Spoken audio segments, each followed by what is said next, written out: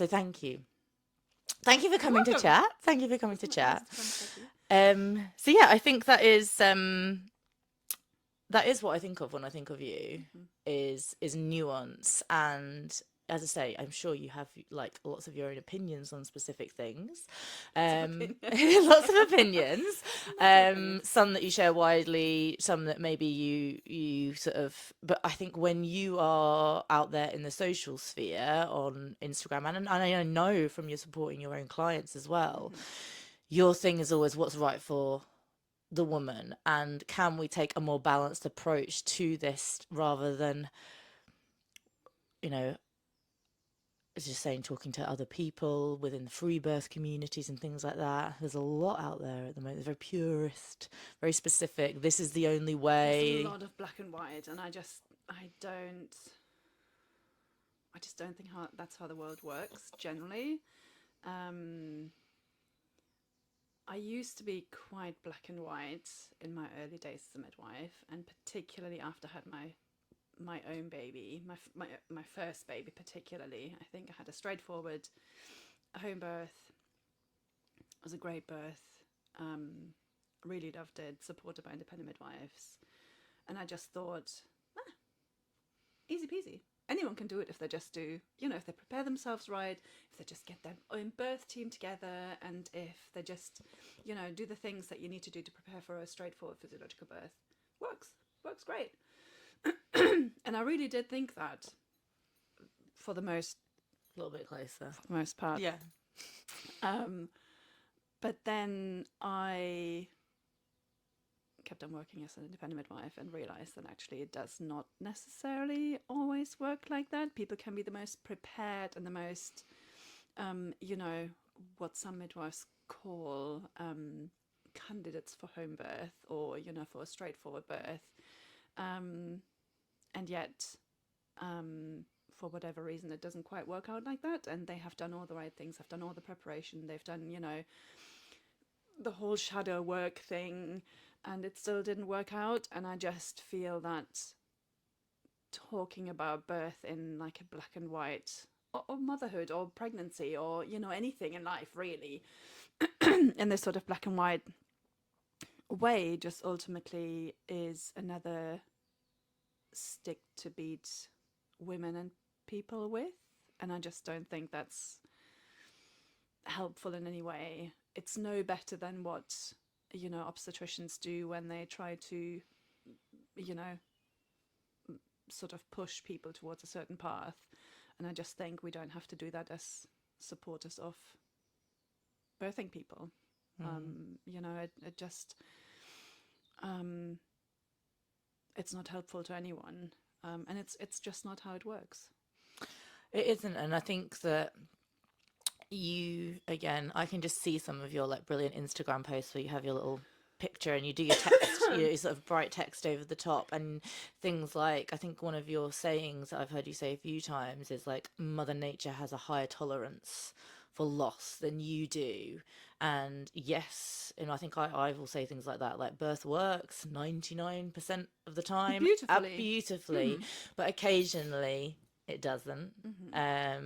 Occasionally, even in first time situations, it doesn't. So we need, there is a need for the services that we have around us and the support.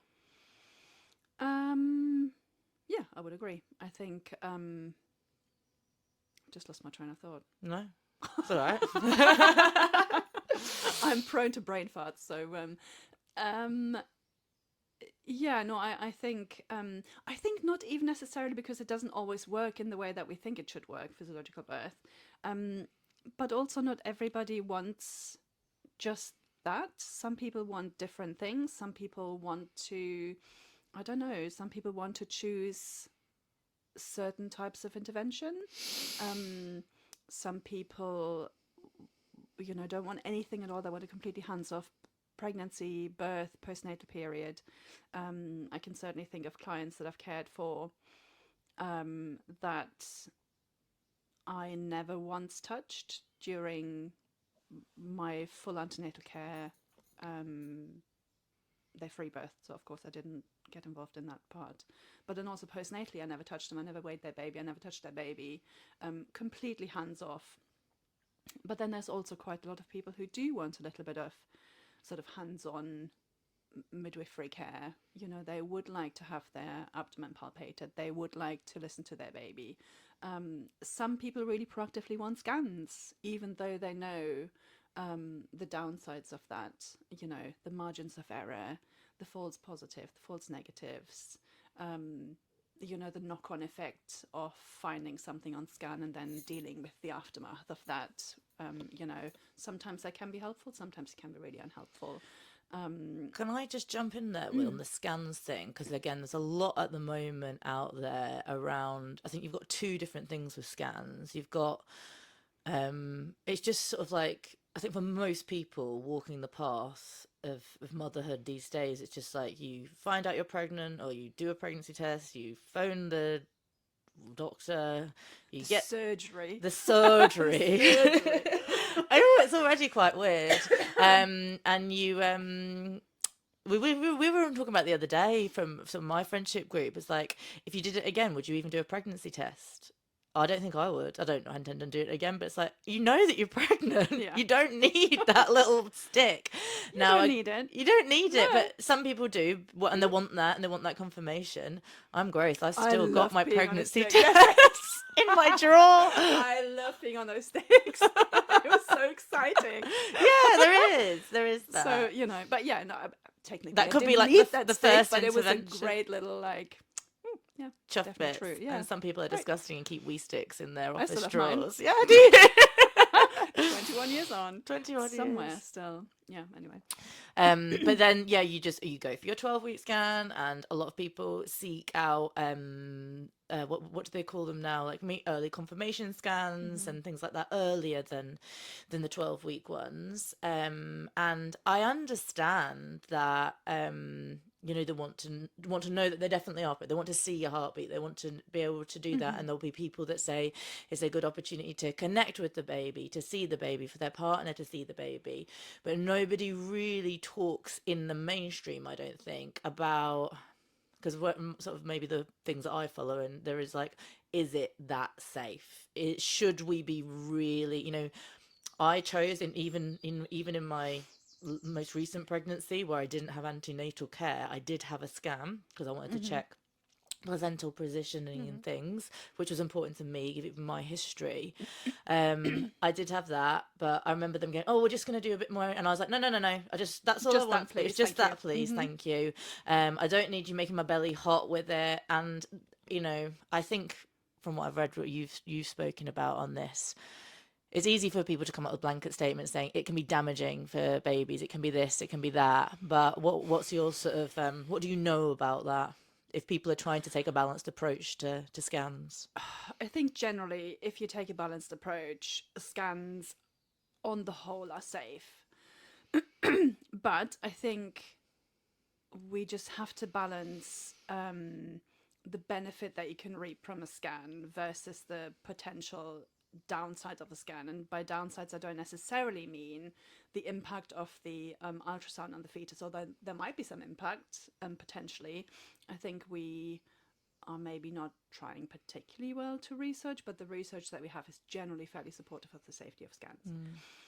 But I think scans do come with downsides, and mostly those downsides are the increased intervention offers when something that is not quite fitting with what we would like to find on scan is found, like a baby that's too large, a baby that's too small, anything really, any sort of abnormality. Some of them may actually be there, and that's sometimes quite helpful to find out about, particularly if you're trying to decide on place of birth perhaps. But oftentimes there's stuff found that actually is not all that helpful. It might just put some anxiety into our heads. I mean, the amounts of time that people are diagnosed with a low-lying placenta. Oh, at 20 weeks. You know, at 20 weeks. And, you know, you really can't do anything about it, and you have to wait until, you know, sometimes 32, sometimes 36, sometimes even later, to sort of exclude the fact that your placenta is still a little bit low and might be an obstacle for vaginal birth. Most of the time it's not. The vast majority of times that low-lying placenta, I think it's 95%, has with a growing uterus moved away from the cervix. But it's such a such a horrible thing that keeps people in such limbo, particularly when it comes to, again, place of birth, or what kind of birth, and it can really screw with your head, I think, even though the likelihood of it resolving is massive. But also other things, any sort of little tiny anomalies found on scan, they can just cause such anxiety, such a deluge of extra intervention, more scans, and oftentimes in retrospect it really wasn't an issue, and had we not picked up that little thing, whatever it might have been, we would have saved ourselves a whole lot of anxiety, worry, but also resources, in terms of NHS resources. and I think that's the difficulty with scans, but also a huge amount of inductions are being offered and are being done. I mean, I'm talking about offers, but I know that generally people don't experience induction as an offer. They generally experience as something that they're being told quite firmly that needs to happen, and we're all familiar with the cascade of intervention that comes from induction, the fact that people tend to experience their birth in a much more negative way, more pain relief. Not that pain relief in itself is a terrible thing, I don't believe that, but if someone had planned to have a pain relief, it's going to make it likely more intense, quicker. Yes, absolutely. Harder to the body to adjust with, and it's not a natural 100%. Process. Place of birth is already being determined. When you have an induction, it's probably not going to be home, is it? Even if you'd planned that, it might be. I mean, they can't keep you in the hospital once later start. Pop off once you just leave. But that does come with extra considerations. Your baby might be more at risk for, not coping quite as well with an artificially started labour. And yeah, I think the amount of unnecessary intervention and disruption of a straightforward physiological pregnancy and birth from scan findings is huge currently, and that's really frustrating, I think, and has a massive knock-on effect on all sorts of things. Just talking about NHS resources, talking about maternal mental health, talking about health of the baby, and the way that they've been welcomed into the world. There's just a huge knock-on of all of that, and that's the complexities that come with choosing to have scans. Sometimes doing a scan is brilliant because I really welcome being able to pick up a baby that is not doing very well in utero, and some babies aren't, and some babies really do benefit from being born earlier than they would maybe initiate themselves, but that's only a very, very small percentage of babies. And ultimately we're doing these scans to pick up those babies, the babies who are not growing very well.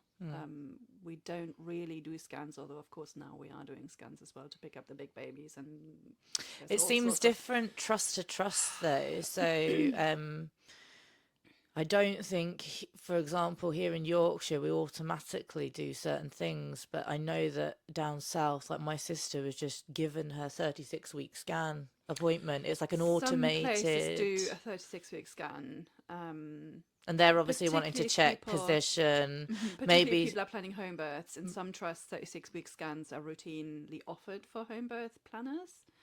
I can't think of a trust who does it around here. Up north, again, whether they're a good idea or not, I would probably say maybe not for the majority of people.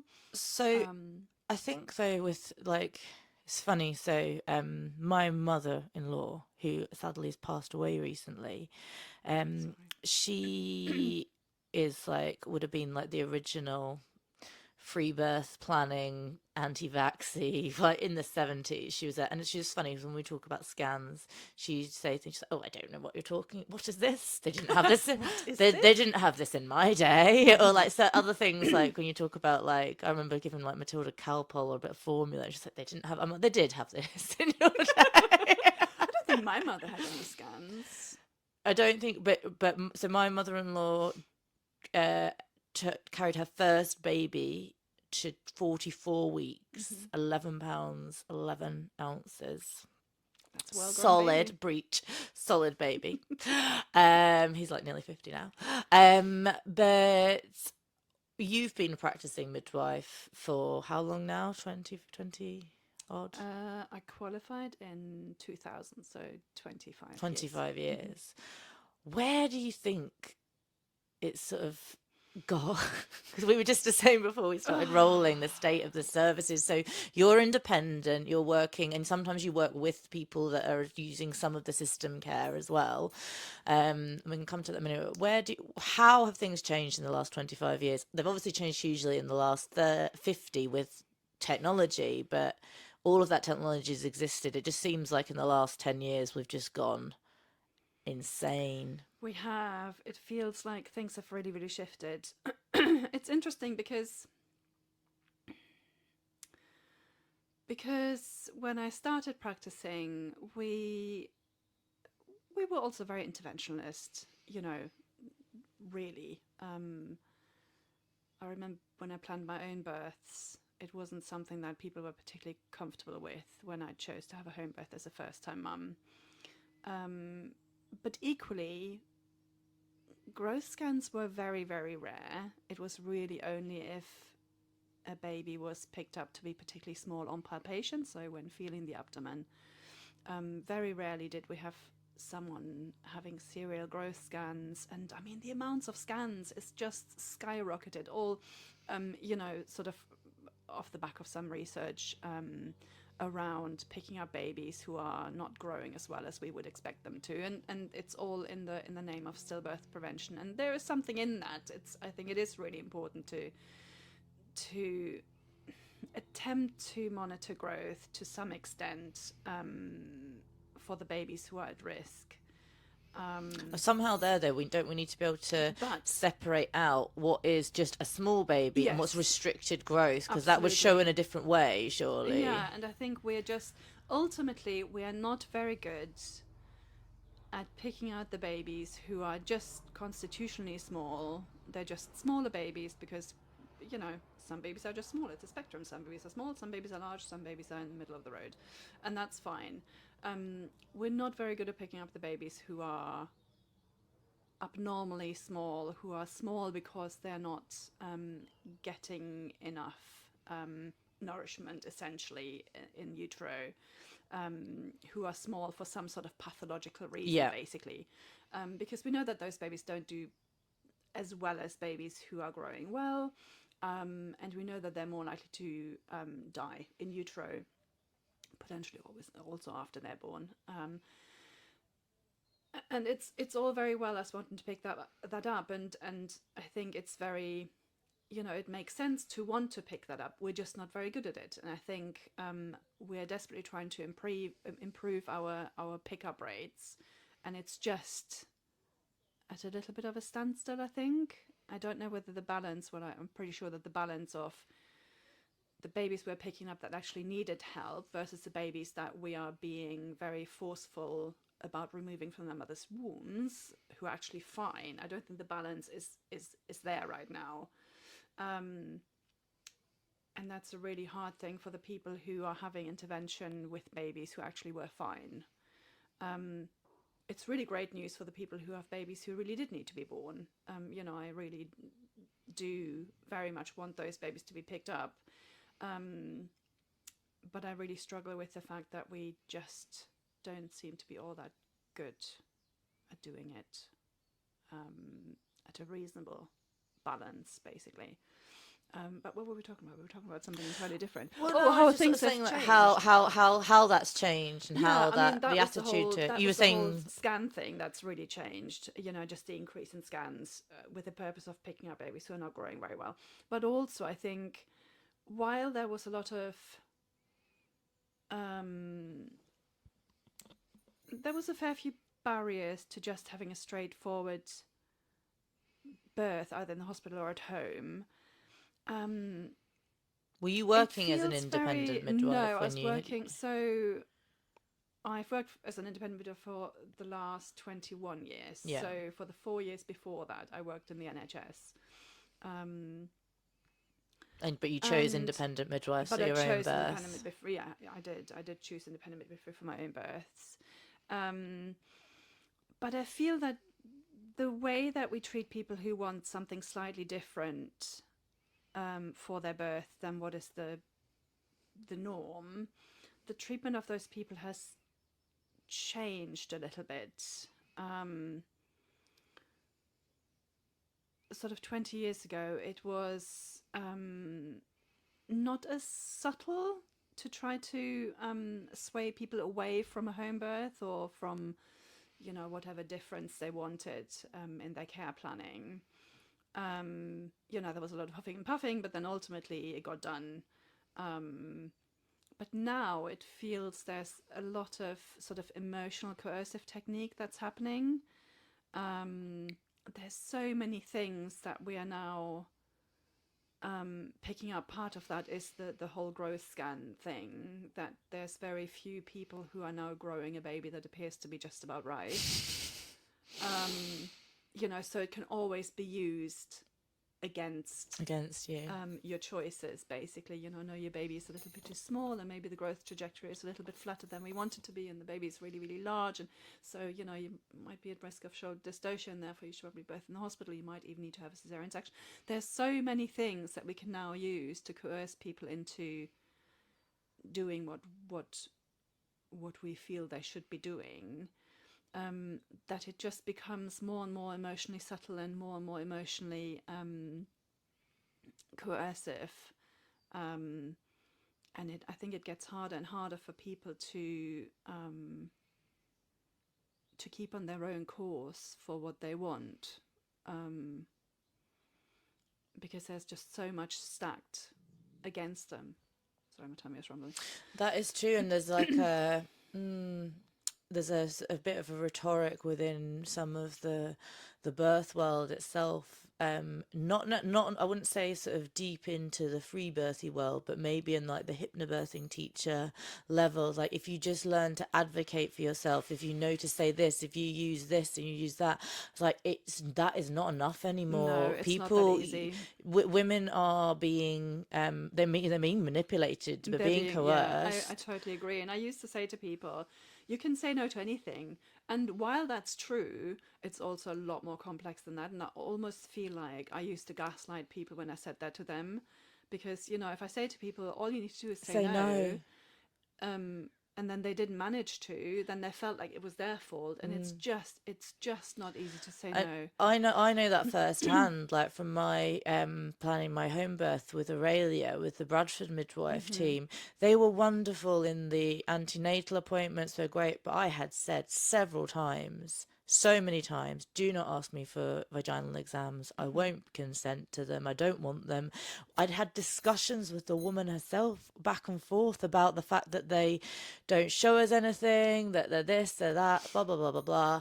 And then I'm 10 hours into quite an active labour stage. And if we could just, I'm on the floor, naked on the floor, and someone stood or kneeling over you going, it would just be quite helpful for us, and blah, blah, blah, blah, blah. And I don't know how many times I asked, but I remember, I mean, like, fine. And I can advocate for And it's you. myself. I was going And to yeah, say, it's I'm just not a easy. wallflower. I mean, I that's, caved to the pressure, uh-huh. and it fucked with my head so Yeah, badly because I'd been at it. The waves had been on me for a good amount you're of time. vulnerable. And she said, you're only 4 centimeters, maybe 5 or 6 in a stretch, if it a bit stretchy. You're only. And again, we know all of this. We know that you can go from 2 to 10 in an hour or it can Absolutely. take 3 days or whatever. It's not a really good indicator, and that's why I knew the science behind that. I knew why I didn't want to do that. I knew it would be disruptive, but I felt coerced at the time, and I'm still really cross about that. Yeah, and that's, I mean, I've not experienced in the birthing sort of sense for myself, but definitely in a accessing healthcare way, where, again, I would consider myself to be fairly assertive when it comes to my own needs in healthcare, but I completely just crumbled, and I was so cross with myself, and I was cross with them, and it just put such a sort of upsetting background of anger into the whole interaction I had with healthcare professionals, when actually lots of the interaction had been really, really good. But then when I couldn't say, or I felt like I couldn't say no, I felt anger towards them, towards myself, and then I For was not advocating for fuming about yourself. it for like weeks afterwards. And it was, that was something fairly little. I tend to hold on to stuff like that, but But you're right. Like, but we were yeah. just talking before we came on about my head injury situation, and everyone was like, "Oh, are you okay?" I was like, my nervous system the next few days was like, "Oh," and I was Yeah. like, "It wasn't from the hits. No, It no, no. wasn't It from the was from pain. from those It was from being interactions. spoken to like shit Uh-huh. from people that couldn't even look up from their computer and go, oh, just be a minute." So just completely stonewall and black. I'm like, I can't understand the inhumanity. I know the NHS is under pressure. I know that people are working long shifts and there's short staffing, but there's no excuse for, like, No, I agree. I understand all of that, and there's some brilliant people working within the NHS, within my own family and friends, but there are probably some people that shouldn't be anywhere near other Oh, human I agree. beings. I 100% agree. I think um yes, but then again, that is also much more complex, isn't it? Because we're talking about sort of moral injury and complete burnout and all that stuff that comes with working in a system that is absolutely not geared towards looking after its workers, I guess. But again, I think if you're at that point, you probably need to remove yourself from the patient-facing side of, or client-facing side of, that Because enterprise, it is, I mean, perhaps. it's something that we it's a really interesting topic at the NHS as a whole, because we are clients of it. We do pay for it. It is Absolutely. not, we It's not a free it's service. not a free service, and Free at there, the point of access, but free at the we're point of paying dearly access, for yeah. this. And I really feel quite strongly personally that we shouldn't just be beholden to this, oh my gosh, yes, thank you so No, much, it's amazing, because it's not amazing. It could do with so many improvements, I mean, and the whole idea of it is amazing. The fact that it's still standing. after all Well, this I mean, it's time. it's sort of on its knees. I suppose it's not actually really standing. Yeah. That's amazing after all this time. I think it can be very, very, very good at putting out fires. Hmm. If we're accessing in a crisis, that can be. Although that didn't really work for you with your head injury either. No, but But it it wasn't a worked. deep, It worked.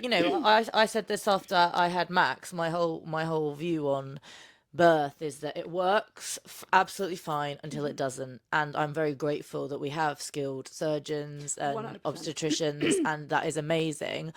Now, I'd done a lot of work in the lead up to that, and I knew when I needed it, and I did need it, and they were brilliant.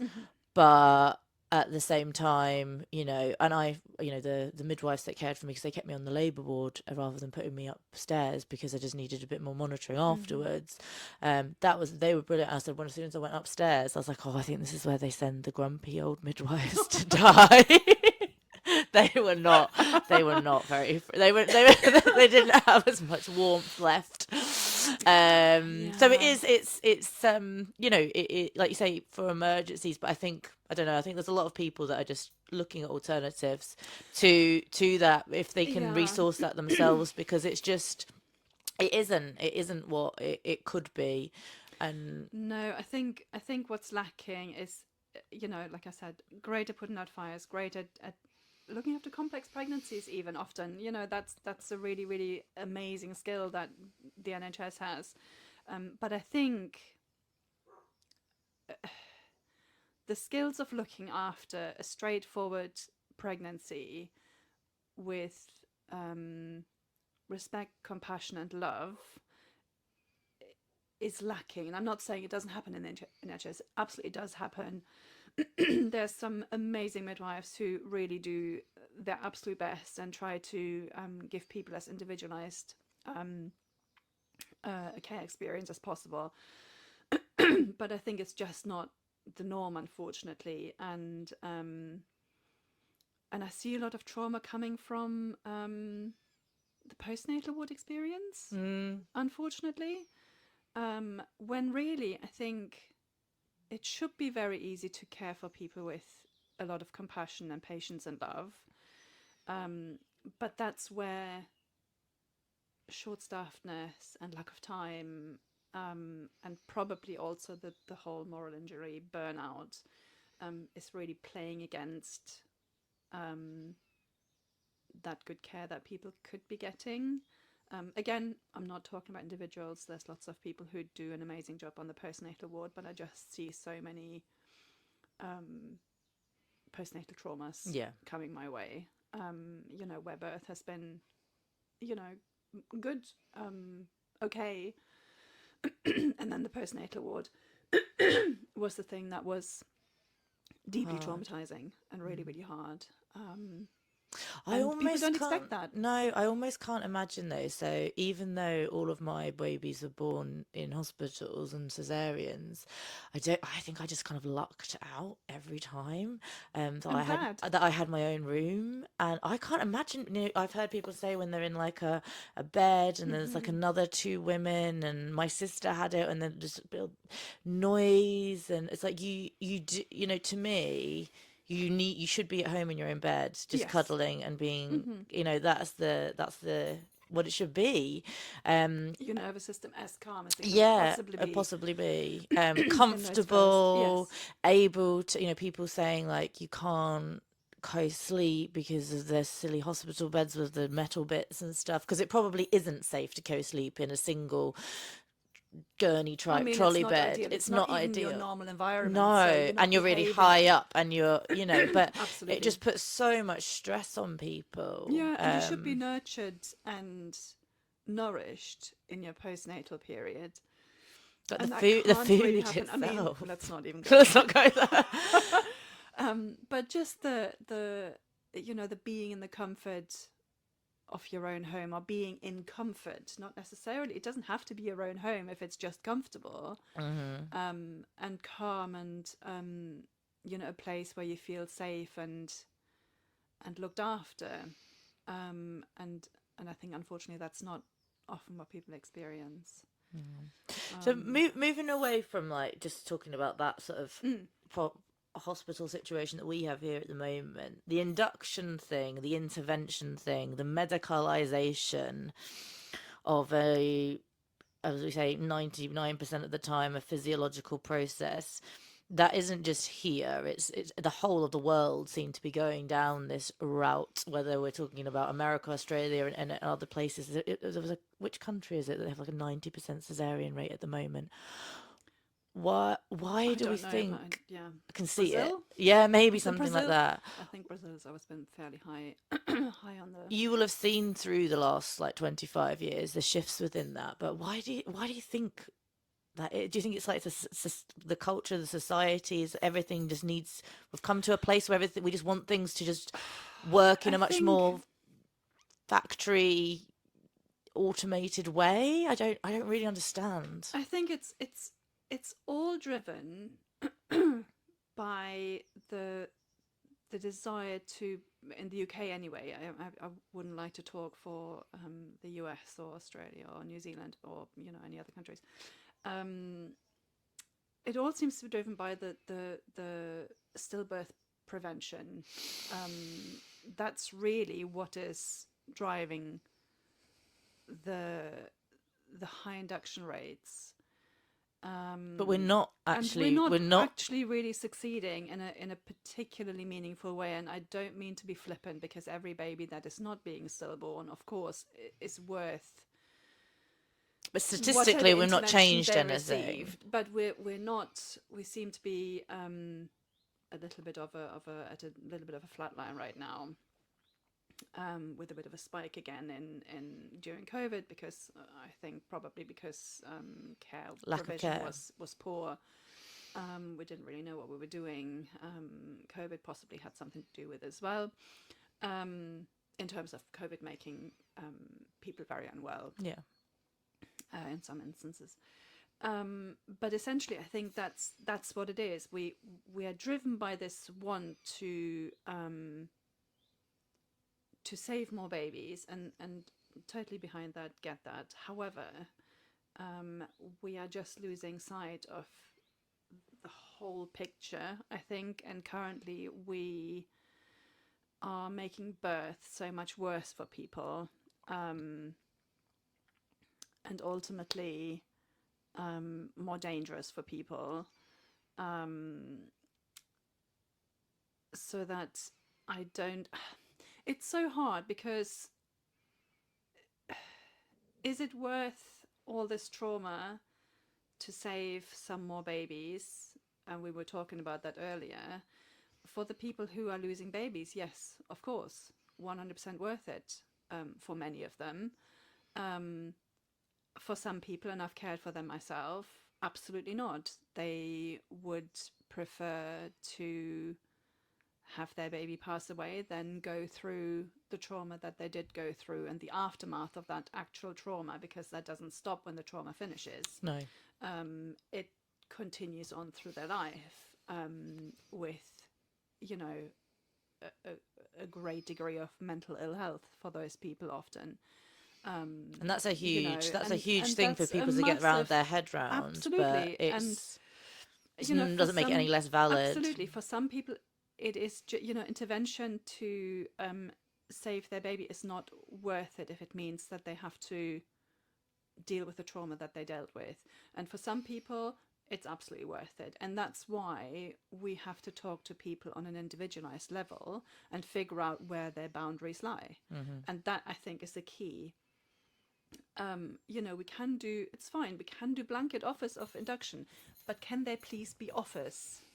And then we have nuanced discussions about why we offer it to that particular person. And then that particular person has to decide for themselves, is it worth it for me? Or is it not worth it for me? And then whatever they decide needs to be supported well, and without more coercion, what's you know, what some people would call scaremongering. And I get that not all scaremongering, what's perceived to be scaremongering, is scaremongering. Sometimes it's just telling people some points that they might benefit from knowing, so that they can make their decision appropriately. But sometimes we are just telling people things that ultimately we're telling them to have them change their course of what they've decided already. And what the individual, that's, whether that be I don't know, a consultant or a midwife, because it's humans dealing with humans, that person has their own, you know, 100%. if Yes. you book in with NHS midwifery services, or you book in with your experience of your own births and what you've seen is, well, that's fine, it works. If you book in with a midwife that had an incredibly traumatic birth, that only thinks in the hospital, and is constantly on a labour ward where interventions are being used, it's chaos, it's terrifying, then their version of that is going to 100%. And you know, I have also seen a lot of births that didn't go to plan. And you know, I've seen really poor outcomes, and you know, baby deaths, maternal deaths, and that has also influenced me 100%. I'm not the midwife I was before I saw those things, and I don't think any midwife can be the midwife that she was, or they were, before they saw those really difficult outcomes. But I think while we have to face the reality that it is going to influence our practice, we also have to work on ourselves to not let it overwhelm our practice, and we have to hold on to our ability to have nuanced discussions with people about difficult things. And that's not easy. And it's definitely not possible to do that if you are pushed for time. I think that's the one thing that enables midwives to have nuanced discussions, meaningful nuanced discussions, and something that enables them to hold space for appropriate decision making from the person that they're caring for. The overwhelming thing that we need is time for that, and that's the one thing that is missing, unfortunately. What we also need is continuity of carer, so that I know where the person I'm having this discussion with is coming from. Because if I just meet someone for the first time and then discuss something as complex as, ultimately it is always stillbirth prevention. That's what it's always coming back to, essentially. I think that's why people, there's sort of when people are preparing for birth, when they say they just want just in case, or it's safe, that's what we're talking Ultimately, about. that's what we're talking Preventing about. death. We're always talking about preventing death, and it's mostly preventing death of babies. Baby, yeah. Less interest in the women. I mean, ironically, we probably increase in the risk of death for women by trying to decrease the risk of death for babies. Has there been, because I've seen things to say that has been a bit of an uptick in maternal deaths and mother deaths. Yeah, and again, I think that's a really complex thing that you can't, we can't just sort of justify Throw it out. That's really, really complex. But the fact that we're doing 8 million inductions and I mean, I don't know whether it's actually 8 million, just a random number, yeah. Loads and loads of inductions. And the fact that might potentially increase cesarean section rates, which ultimately have a higher rate of, maternal morbidity and mortality. Because people don't put that to people. There's a few things with induction. So like they don't, the way in which, because I have had it firsthand myself. I've had people say things to me, and I've shut the conversations down. But from women that I work with and hear, so the things are, this needs to happen. You need to do this. We are booking you in for this. Like you said, it's not a question. Really an offer. Yeah, I remember picking someone up from playgroup, one of my when I was like over 42 weeks with Aurelia, and one that she's like, oh, she's like, oh, are they gonna let you go much further? Are they gonna let? I was like, to me, I was like, oh, sorry, you picked the wrong person for a playground chat with today. But it is like there's an element of like outsourcing of control, and like there are certain stages in life where we're like, no, that is they will tell us how to do it. We don't know.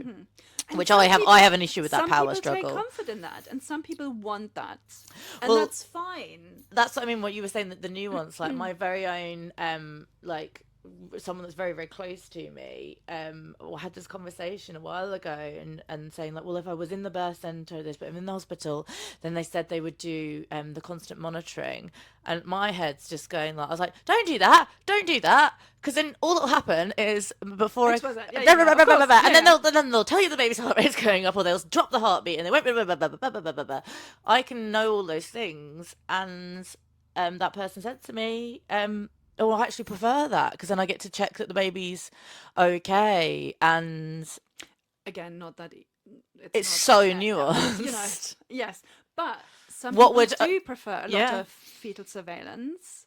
And a lot of people, there's different balances, and not necessarily being like, oh, be more in tune with your body and whatever, because some people just don't, some people will have that, think like or some people will, my thing with not having monitoring, I just had a general belief that it'd be okay, but I could feel, I'm like, if I can feel movement, then I think that's okay. But that's a big jump for a lot of people. But then that's you, right? Yeah. You need to be comfortable with your own decisions, and you have to be comfortable with your own boundaries for what you would consider to be your own well-being and your baby's well-being. And different people have different thresholds for that. I know people who prefer all the monitoring that they can get, and they're aware that it's increasing their risk for cesarean section, but they're okay with that. They're like, well, that's fine. If anything sort of what's considered to be abnormal shows up, I'll go for section. I don't mind that. I like that. That feeling of safety gives me. Not that it's necessarily safety, but it's they feel very comfortable with that. So say though that to people in that mindset, do you think people would make those same decisions if it was truly explained to them the risks of induction, as in the actual drugs themselves, and not just the need for pain relief, but they will have an effect, they'll intensify labor. So it's not just about, because a lot of women will go, I don't care about me. Yeah. As long as the baby's okay. It's like, well, no, that will have a knock-on effect to the baby. For some people, they are fine with that. They are absolutely fine with that, because to them, it's, again, this whole stillbirth prevention thing. For them, the high stakes of... and it is high stakes. Presented as, you know, if you go on for longer in your pregnancy, there's a slightly higher chance of your baby dying in utero. Whether that is true or not, and whether, you know, how you interpret the statistics of that, you know, let's just go with the perceived wisdom of that. To them, it's absolutely the right decision, and they feel very much like that is the right decision for them, because that fear of stillbirth is so big that they wouldn't be able to confidently go any further in their pregnancy. No. And you know, we can talk about, you know, where this fear comes from, and whether culturally we should be making people so afraid, and I agree, we shouldn't, absolutely shouldn't. But you know, we can only meet people where they're at, and we're not going to change that at that moment. You know, and that's fine.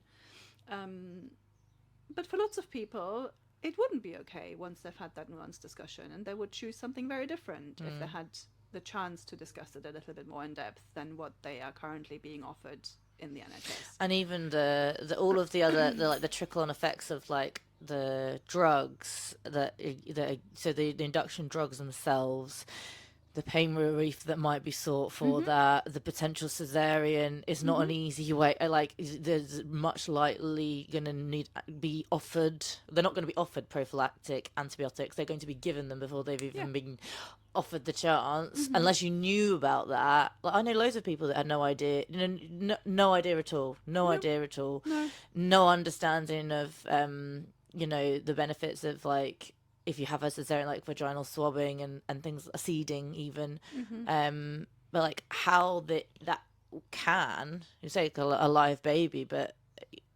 we have this saying, don't we? We're like, oh, at least, oh no, we don't say it, but like, or at least, you know, at least the baby is okay. At least the baby's okay. It's like the baby that, like that. I've said that a few times. A live baby is a really low standard. We have a very, very, very low bar right now when it comes to what people expect for themselves after having a baby. I think it's really sad. It's really sad.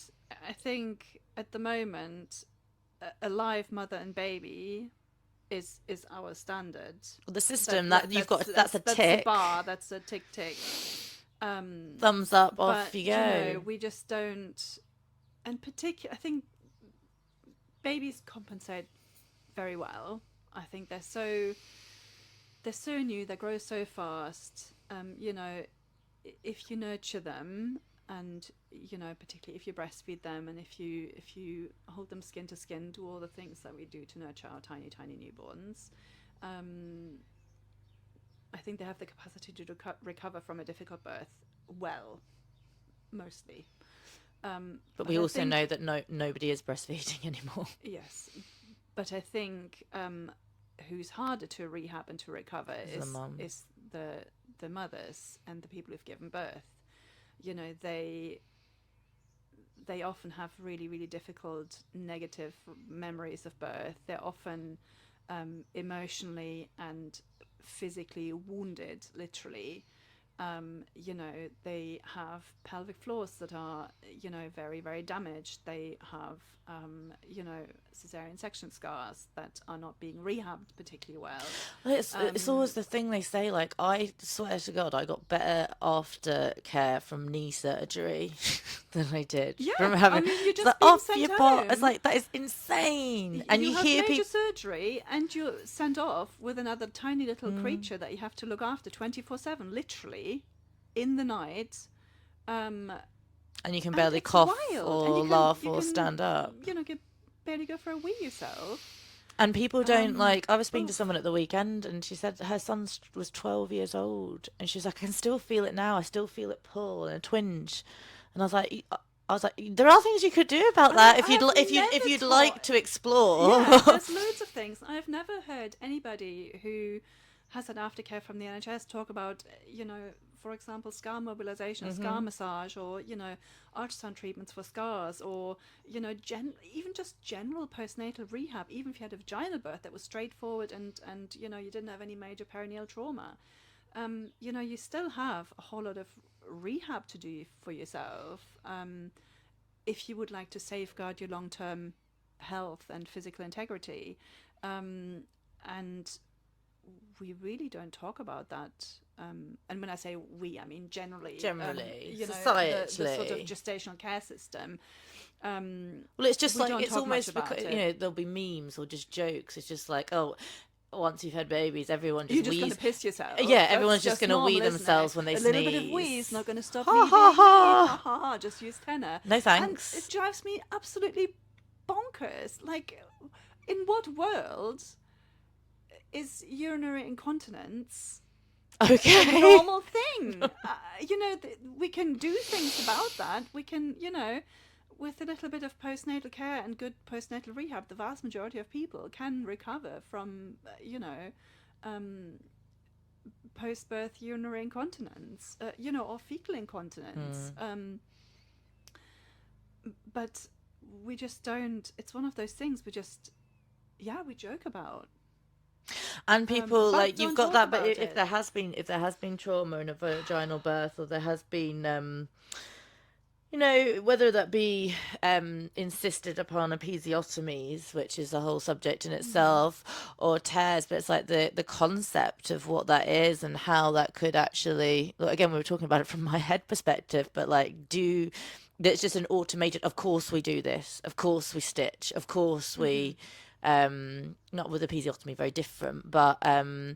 again, I just know too many people that have got like pain or problems, and it's just Yep. like, well, that's just you now. That's Yeah. just fine. And I think again, yeah, that's very much the status quo, isn't it? That if you have a tear, if it's more than just a small first degree tear, then you're gonna have that stitched, and that's fine for the people who want it stitched. For myself, for example, I didn't particularly want my tear stitching. I had a really good sized second degree tear for my first birth, and the thought of someone going near my vulva with a needle was just absolutely, it was an absolute No thanks. no. Actually, no, thank you. It was just not going to happen. I just couldn't imagine it. It would have felt so deeply traumatic, I think, that I was aware that if I don't get my perineal muscles sutured, there's a chance that they might not heal particularly well, and that might potentially lead to some long-term pelvic floor dysfunction. I was okay with that. I did not want to have that immediate traumatic experience for myself. And I had the most wonderful midwife who would have absolutely, you know, cared for me beautifully. She would have taken on board all of my wishes and needs. But even with that, it would have still felt traumatic. What did you do then? You I just didn't have any sutures and just kept your legs together. My legs closed, ate well, rested, and it healed really, really well. And it took a long time, but it healed really well. And I did the same for my second birth. Again, I had a second degree tear and I didn't have any stitches. And again, it healed well. And that is not for everybody. Lots of people would like to have stitches because, you know, they might not want to worry about it for a long time while it's healing. Because it does heal very different if you don't suture a perineum, and if you suture a perineum, it just sort of knits together as you oppose the tear. But if you don't suture it, it heals by what's called secondary tension, which means it sort of heals from the apex of the tear upwards, and it sort of fills the valley of the tear with new tissue. Takes a long time, and sometimes just alters appearance a little bit, and occasionally also then impedes function. Thankfully that didn't happen to me. But the fact that you suture a tear doesn't mean that you don't have the potential for long-term perineal discomfort or pelvic floor dysfunction. No. Because you might have an infection. That's more likely probably if you suture a tear. You might cause a pelvic floor that's particularly tight because of scar tissue. So it doesn't sort of sidestep the potential for pelvic floor dysfunction. It's just a different choice. And I don't think it's one that many people are that aware of. No, I think people are just not aware that it's a choice. And I've certainly had quite a lot of clients who didn't even want me to check their perineum post-birth because they wanted to assess for themselves whether they felt it needed checking or not. And I'm totally fine with that. I mean, obviously, I can't insist on checking someone's perineum. Excuse me, this is my little needle and thread. It's not even something I need to. I don't feel the need to. It's not your business. It's not my business. All I will say to someone is, let's just have a quick chat about what that might mean. So if we miss a really, really big tear, and you don't get it repaired, it might just mean that you do have some pelvic floor issue dysfunction later in life.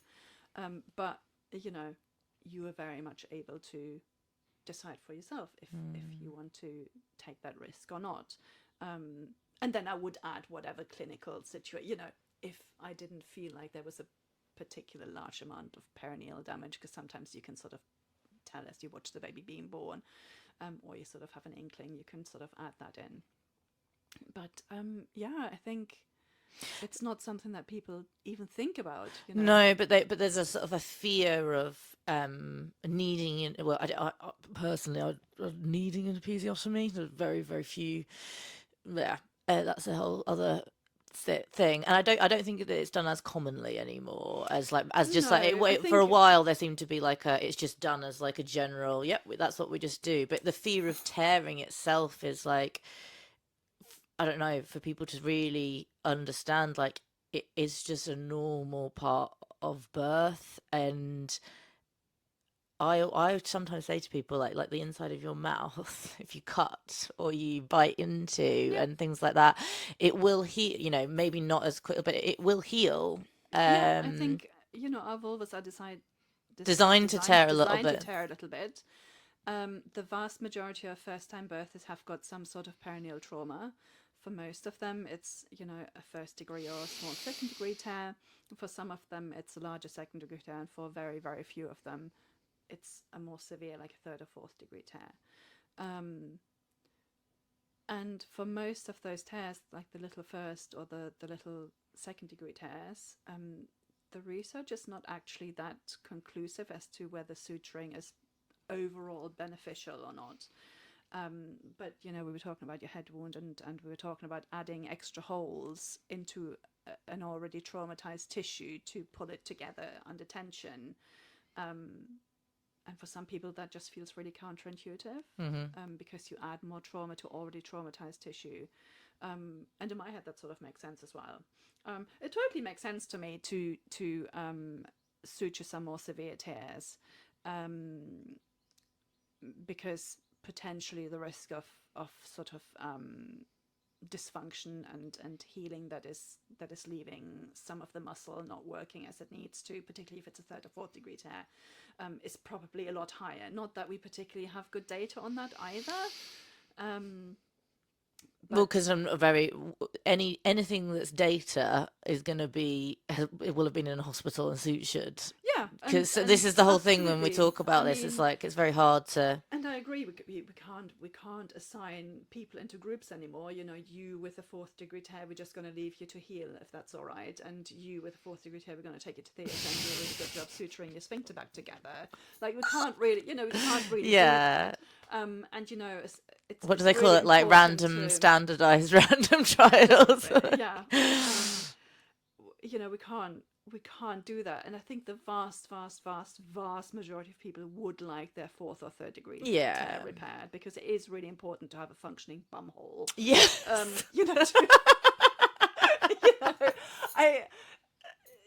Fecal incontinence is not something that people, it's not high on my list to do. So it's, and I'm not being, I'm being flippant about it. I don't mean to be flippant about it.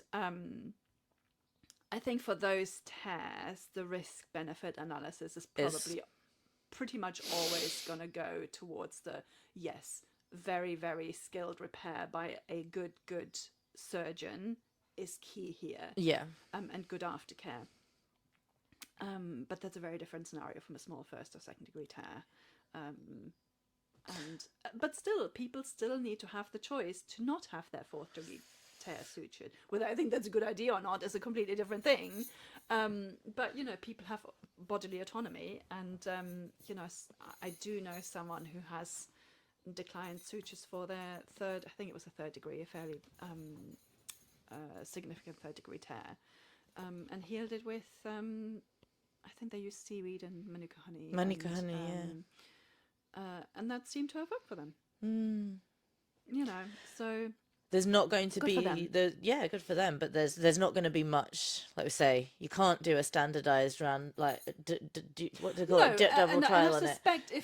I suspect that if you looked at the people who have sustained 3rd or 4th degree tears, and if you didn't offer any of them a good surgical repair, I suspect a lot of them would end up with really significant long-term issues and problems that are really not, it's just the type of problem that's really gonna lower your quality of life later on, especially.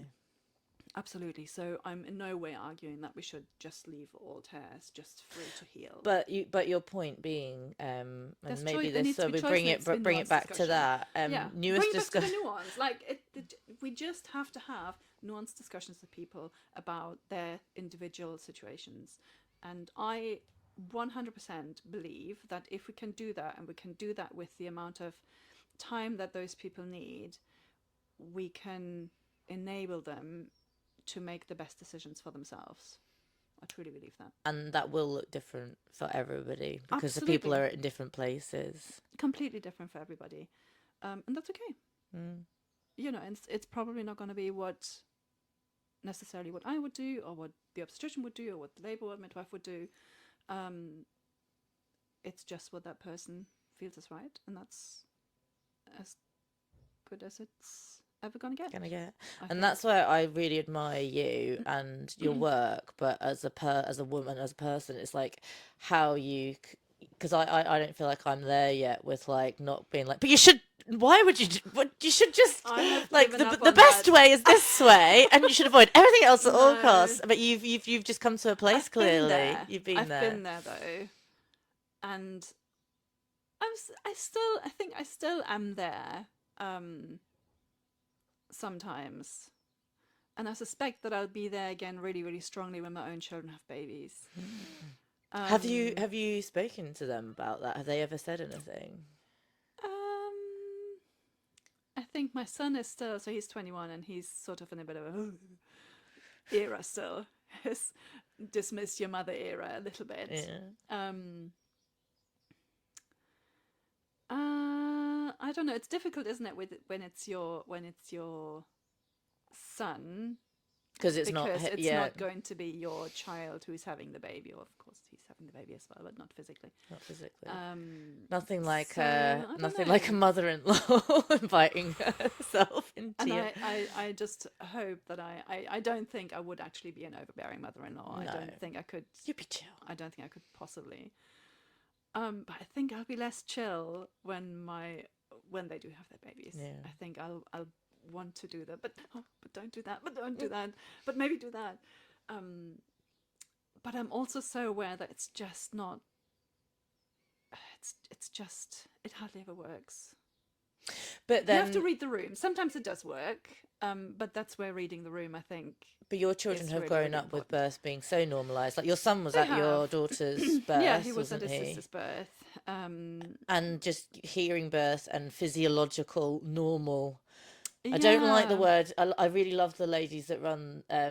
Is it called the normal, boring free birth Oh thing? yeah. But I'm like, I love the idea of that it's just normal and thing. But I was Pretty like, to boring. me, it can be, but then there's like also nothing boring about it at all. It's just But like, it's the mundane and the extraordinary together, isn't it? And yeah, the yeah, completely wondrous and everyday. yeah, just It's this juxtaposition, interwoven. isn't it?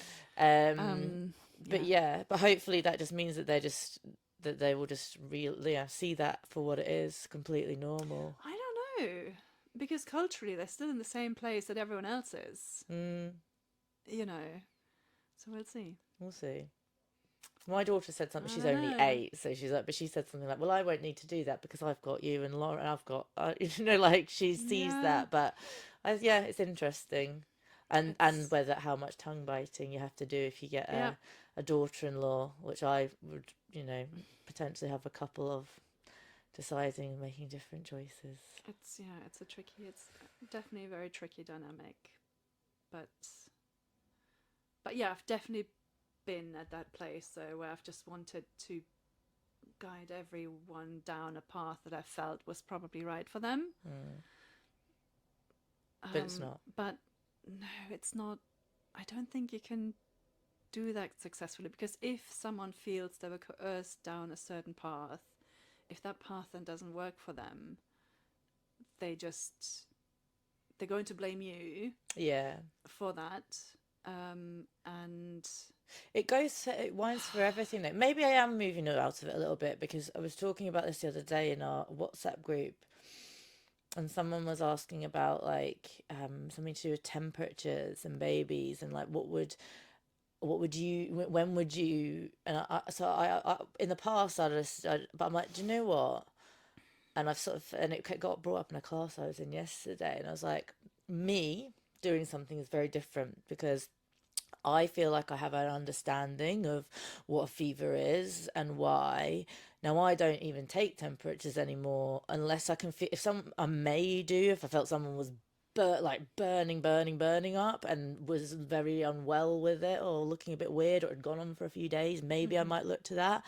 But that is just from I've got 4 children. I've seen all of that, and also I was like, if you're, I was like, I kind of put it in this perspective. I was like, if you're saying like, well, if the NHS guidelines say 39 point whatever, what would you do? Would you wait till 40 before you phoned 111, or would you wait till 41? I was like, and that is not. That's like you've got to figure out what you feel comfortable with. Yes, I agree. And someone was saying about doing the 111, taking a baby to A&E, and I was like, you've got to if it's bothering you and you're not going to be able to settle until you have You're gonna had have a to get them checked. Yeah, professional, you need to do that. I agree. And I was like, I'm not anti-medicine or anti-allopathic medicine. I was like, I've been to A&E several times in the last couple of years. But I'm looking for symptoms. I'm looking for Mm-hmm. things that would cause me to take them there. When Maxie gave himself a concussion for coming out of his high chair when he was 6 months old. His head was wobbling around. I was like, no, I am. If it had just fallen over and banged his head and got up, it wouldn't matter how hard it was. If he'd have walked off, then Mm-hmm. fine. But he's clearly not okay, and he clearly Mm-hmm. was concussed. And I wouldn't. I could feel myself like I need someone to tell me that he's Yeah, okay, and and that's that's okay. okay. Absolutely. In I think sometimes a little bit. Well, bringing it back around to what we were saying before, like there's no black and white, but whether it be rearing children, raising them, parenting, mothering, or it be birth, there is no. And No, it's your own parameters, and it can it change. is. They can change, and that's probably a good thing if they change. I mean, same. I think healthcare professionals' children have a really bum deal because they don't ever get taken to the doctors unless I don't know, a limb is hanging off or they're on fire or something or bleeding heavily. So we didn't really have a thermometer when my kids were little. I would just sort of because particularly I think if you're breastfeeding, you can tell exactly when they're too hot. Yeah. So I used to just rely on that and then just sort of hope for the best. And that's always worked really well for me. But that's not what I would advise my clients to do if I'm talking to them about monitoring their baby's health. Just see how you know. Yeah. But for me, that worked really well, and I felt best, with that, just trusting myself to know when my babies were poorly enough to need some sort of, assessment from a healthcare professional. Maybe that was just luck. And if so, then I'm really glad that I was lucky. But that still works now. I probably very much trust my gut as to when I need to either seek help myself or seek help for one of my children. I mean, they're now at that point where they can decide for themselves.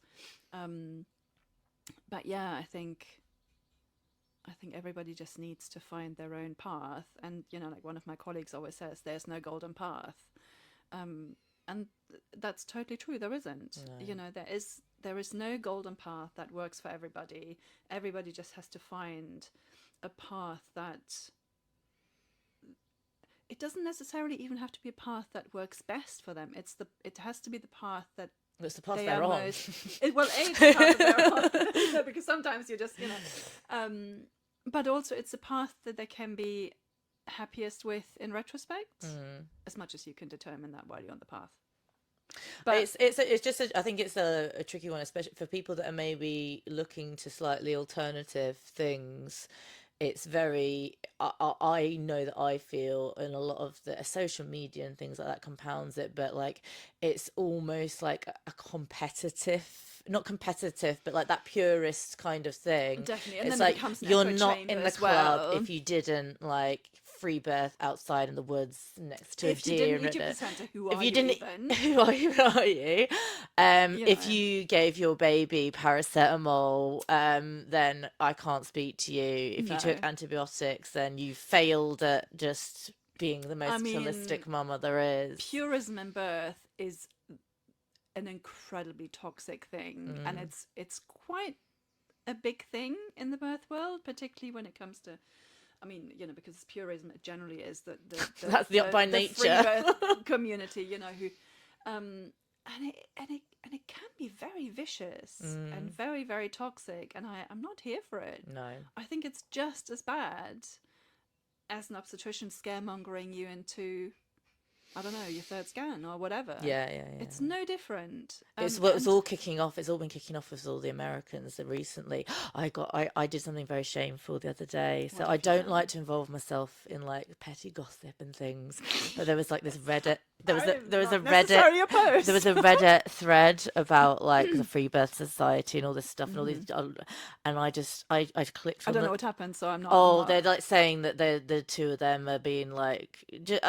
Being too purist, being this and behaving inappropriately and things like that, as well as just like it's like I do think I follow Yolanda and Emily, Same. and they both always say this is what I do, this is my version of that. And Yolanda specifically, she always says, I don't give medical advice, I'm not a doctor. She always says it and says though. She does. Yeah. Well, so this is the thing. I can't be on board with it. So no, I follow her, but I can't.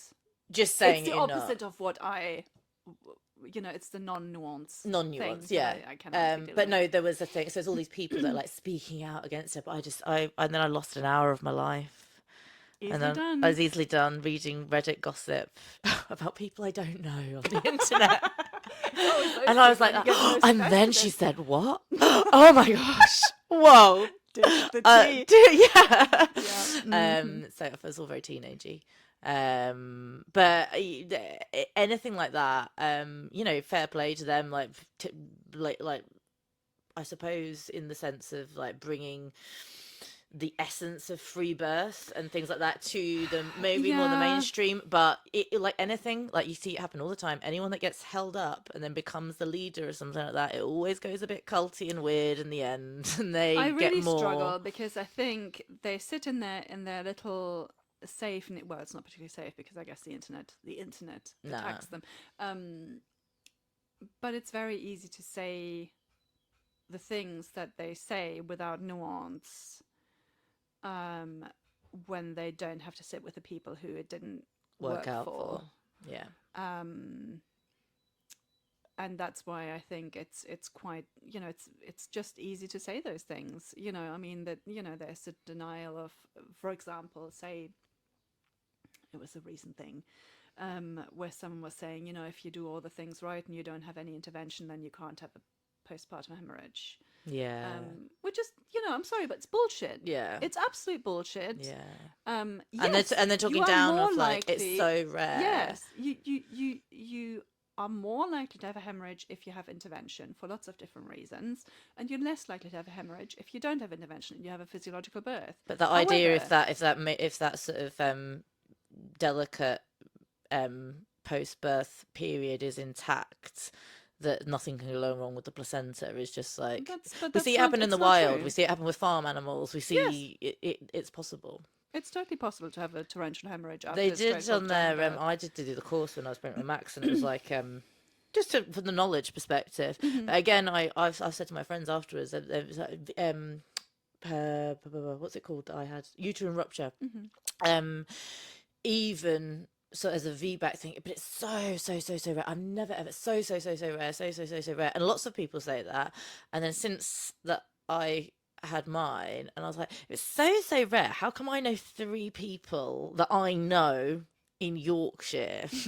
Like, I'm not saying it's really common, and that all those women are fine, happens. and all their babies are fine. Yes. But it does happen. Yeah, and therefore, should we, if you're considering that, I would personally, like, to me, the aspect of that was like, well, I need to know about my personality. I need to, for me, rather be told by somebody else. But yeah, it's like you said, the nuance.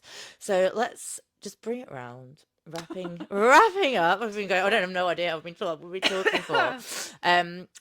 Which is your way of working as an independent, is doing all of those things that you've just said, being able to provide people with nuance, but also that continuity of care, which we had someone, I just said to you before, a woman that came to our prenatal to tell her wonderful birth story of her 3rd baby, that you supported her with the other day. A little while ago now. Little while, yeah. He's like 18 months old.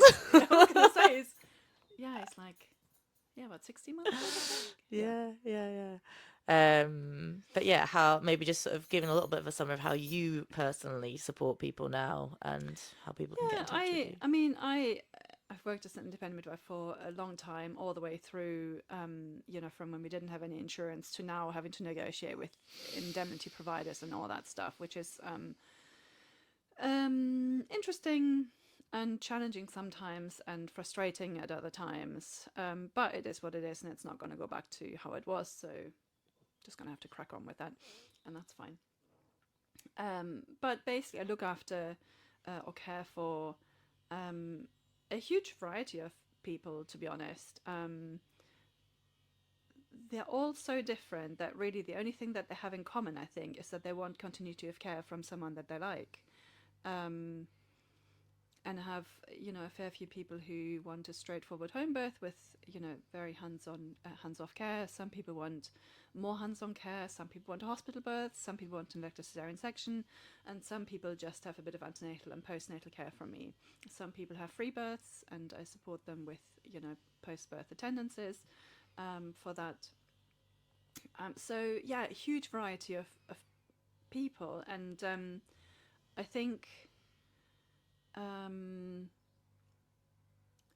I really like that. I really like caring for lots of different people, and I know that some people really prefer to just care for people planning a home birth, very hands off, completely on board with the,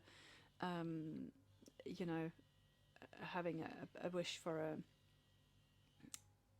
zero obstetric intervention, blah blah blah, and that's fine. But I quite like the challenge of guiding people or helping people navigate through all those different scenarios, and